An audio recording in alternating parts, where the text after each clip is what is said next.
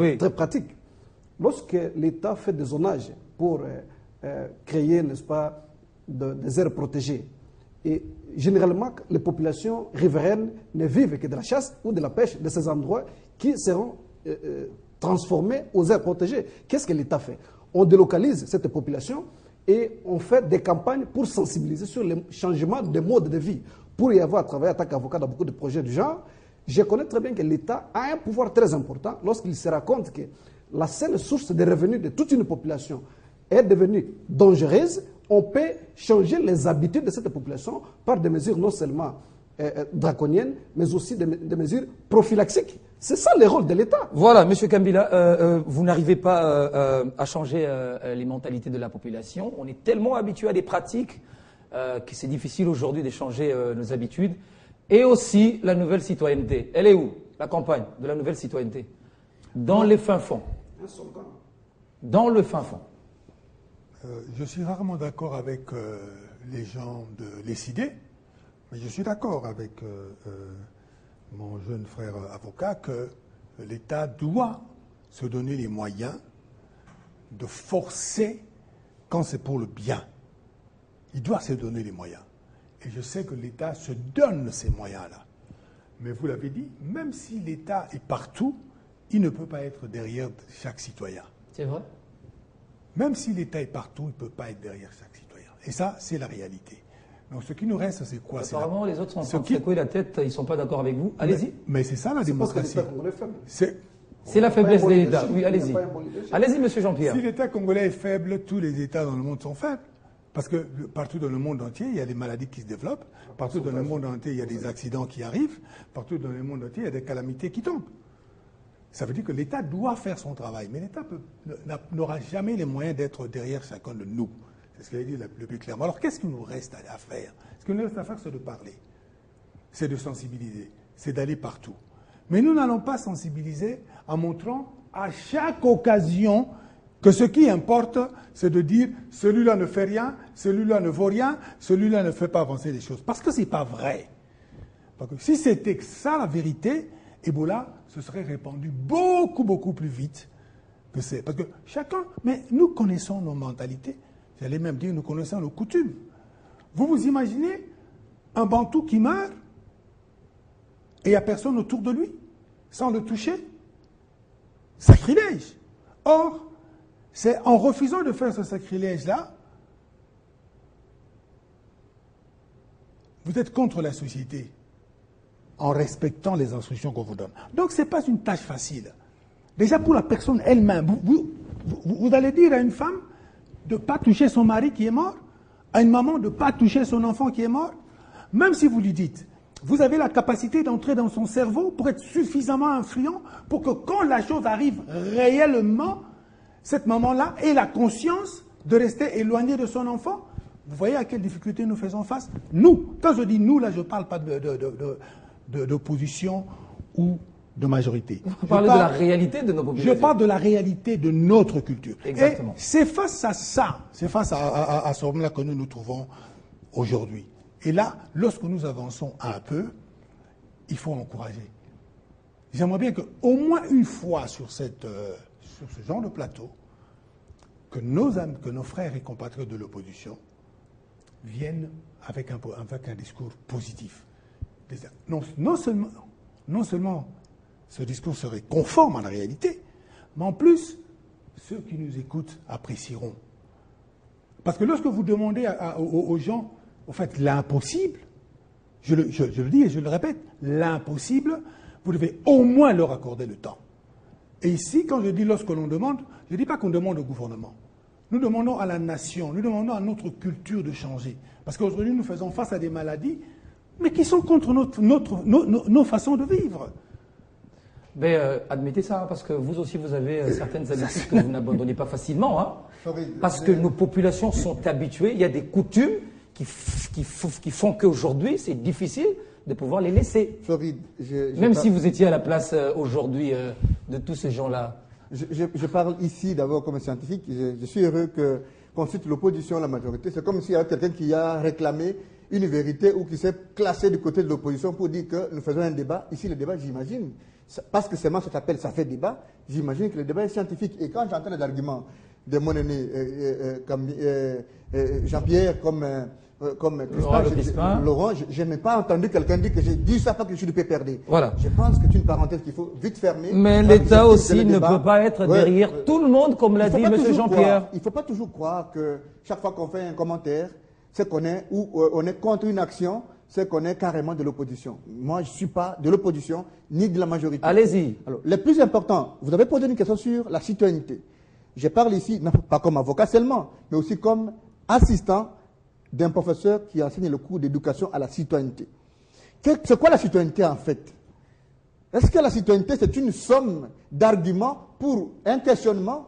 La citoyenneté c'est une identité, c'est une vision, c'est une connexion aux habitudes nouvelles, c'est un civisme patriotique, c'est quoi? Une ruine presque au cas c'est un polichinelle ou la marchandise d'un mot? Non. La citoyenneté c'est en fait c'est notre identité confronté à nos valeurs.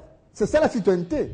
Je ferme une parenthèse pour éviter de tomber dans la soupe. Mais le plus important, parce que nous parlons ici d'autres pays, nous parlons de l'État. L'État doit être derrière tous les citoyens. La vocation d'un État, c'est que l'État doit avoir les radars. Nous ne disons pas qu'on ne puisse pas se référer aux autres. Je suis curieux de constater qu'aujourd'hui, on dit non, il ne faut pas toujours gérer les choses avec les autres. Mais chaque fois qu'on vote une loi, je vous dis, et je mets quiconque au défi, toutes les lois ont des problèmes. Ont des problèmes parce que ce sont des gens qui se renferment dans une chambre et copient des choses ou bien les adaptent à notre situation. À ce moment-là, c'est bien de copier des autres. Quand on dit le droit congolais est d'inspiration, mais à la fin, c'est une parodie des lois belges et françaises. Mais il ne faut pas vouloir une chose de son contraire. Nous parlons de l'État, l'État doit être derrière chaque citoyen. De quelle manière? On sait que les évidences sont compliquées, mais à la fin, l'État a le pouvoir et doit se donner des moyens. C'est un travail énorme. Être derrière chaque citoyen. Se rend compte qu'il y a une menace contre les États-Unis. Il y met des moyens, il ferme la bouche. Il n'a pas fait de point de presse pour dire, à ma foi, que nous sommes les États-Unis. Jusque le jour où ils ont tué l'homme qui était la plus pertinente des menaces des États-Unis. Quand un citoyen, je ne dis pas qu'il n'y a pas la criminalité aux États-Unis, en Afrique du Sud ou partout dans le monde, mais du moins on sait identifier qui a fait quoi et dans la fourchette du temps. S'il y a des rapports, on voit clairement qu'il y a des rapports. Combien y en a-t-il de procès dans ces pays qui ont couché des souris? Parlons de sujet. Parlons Ebola. Oui. J'estime qu'un pays, parce que moi, je ne suis pas dans les individualités. Quand on est lié au principe, eh bien, la suite est fluide. Je ne veux pas dire Floride. Oui. Mais quand on parle ici d'Ebola, je jette l'éponge sur l'élément de la prévision, la politique générale sanitaire de l'État.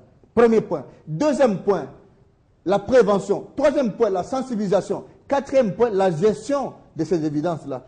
Et vérifier, vous allez voir que l'argent, il faut qu'on se rende compte aussi, l'argent là qu'on prend, on fait avec ça quoi? J'ai rencontré un jour le prospect Kanye Kongoté, secrétaire général de l'Université de Kinshasa. Il m'a dit, Laurent, dans des pays qui se respectent, les pays vivent des laboratoires. Et comment vous identifiez vos menaces dans 20 ans, dans 30 ans, même en termes de souveraineté? C'est avec ces laboratoires. Mais si nous devons toujours gérer un pays, parce qu'il y a Ebola, et on dit qu'on a vite résolu la problématique, parce qu'il y a Ebola, on dit non, on a maîtrisé au lieu de prévenir, parce qu'il y a Ebola, on dit non, le ministre a fait les déplacements, il a loué les jets, c'est ça qui a ressuscité les Congolais qui sont morts? C'est des questionnements. Honorable, je crois qu'il a quand même raison. Franchement, parce qu'il a quand même loué cette sensibilisation, la façon avec laquelle l'État congolais s'y est pris. Mais seulement, je crois qu'au niveau de la prévention, on a un peu fauté. Je crois que Floride, on a un peu fauté. Tous autour de cette table, le cadre de ce pays. Oui. Le cadre de ce pays, nous ne devons pas parler des choses d'une manière générale, d'une manière globale. Puisque si cette affaire se généralise, ça va frapper tout le monde. Donc nous devons parler les choses avec responsabilité. Nous sommes en train de dire de mentalité et de comportement. Mais sachez que les habitudes s'acquièrent. Et ça prend du temps pour que ça s'installe. Pour les détruire. Ça prend du temps pour que ça s'installe d'abord. Depuis la naissance, l'enfant grandit jusqu'à ce qu'il va atteindre l'âge adulte, ça prend du temps. Et pour le détruire aussi, changer ses mentalités, ça va prendre aussi le temps que ça prendra. Mais pourvu que les concernés soient informés du mal de cette habitude-là. Mais c'est ce que le gouvernement est en train de faire.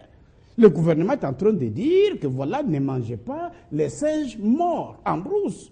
C'est une information, mais le gouvernement est en train de parler peut-être dans la langue que le dialecte ne parvient pas à saisir, mais nous qui comprenons ce que le gouvernement dit, nous avons cette tâche d'informer chacun dans sa langue à toute cette communauté-là pour dire arrêtez, ne mangez pas. Et ils vont arrêter. Et en plus de cela, quand vous allez aux toilettes, lavez-vous les mains, ils vont le faire. Mais ce n'est pas une solution définitive. Ça, c'est pour mettre fin à ceux qui sont atteints pour le lavage de mains, pour éviter la contamination, faire la prévention pour que cela ne revienne pas pour ceux qui mangent les animaux qui sont déjà morts en brut. C'est une prévention. Et en plus de cela, maintenant, il faut chercher un vaccin qui doit détruire ce qui est déjà propagé une fois pour toutes. Cela, ça nous demande qu'on puisse parler des alpha. Regardez par exemple, honorable, dans le cadre de la sensibilisation, il y a le ministre de la Santé et de l'Intérieur qui ont réuni dernièrement les chefs d'entreprise, les chefs d'organes des presses, la presse, pour une sensibilisation tous azimuts, mais sans moyens. Je ne sais pas comment ça va se faire. Je n'ai pas été à cette réunion, je ne peux pas confirmer. Sans moyen ou avec moyen, je ne peux pas le dire, mais les ministres ont fait leur travail.